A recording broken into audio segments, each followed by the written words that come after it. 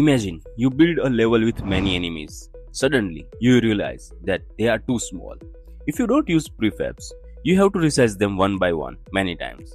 Today, we mastered prefabs, the ultimate time saver that lets you update your entire game in a single click. Welcome back to Unity Daily. Our motto is simple, one concept at a time. We have mastered parenting. Now let's turn this object into reusable blueprints. Subscribe to join the journey and let's save some time. These videos are designed to save you hours of frustration. If they are working, consider supporting the channel via the link below. Your support keeps the content free and daily. Think of a prefab as a rubber stamp. You carve the design once, then you can stamp into your scenes 1,000 times. To create one, build your object in the scene like we have this player. Drag it from the hierarchy down into the project window. Boom, the icon turns the blue. This means it's now a prefab. You can safely delete it from the scene because the blueprint is saved.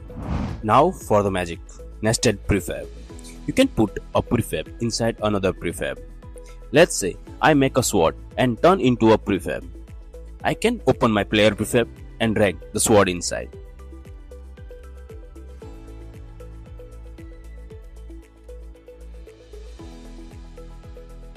Now, every player has a sword.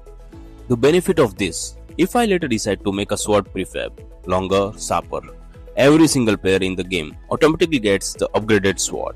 This is how you build modular games. Now, here is a situation you face constantly. Let's say, I take my player prefab, change the head to red and drag back into the project window to save as a new file. Unity stops me and asks, would you like to create a new original prefab or a prefab variant?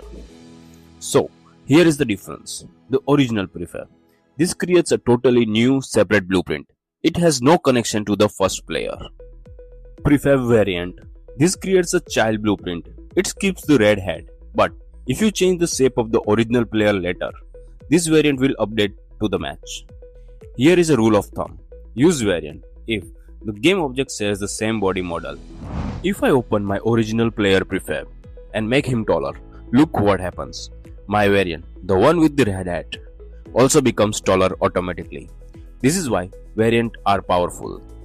But if I had chosen original prefab, it would have ignored the change. This is the only way to manage huge games with different types of similar items. Finally, overrides. You don't always need a new file. If you just want a specific player in the scene to be unique, just change in the hierarchy. The inspector now shows an override bar. This object is still linked to the prefab, but it has a note attached to says that ignore the hat color. I have my own. You can apply these changes to all player by clicking apply all, or undo it by clicking revert all. Sometimes you want to break the link completely.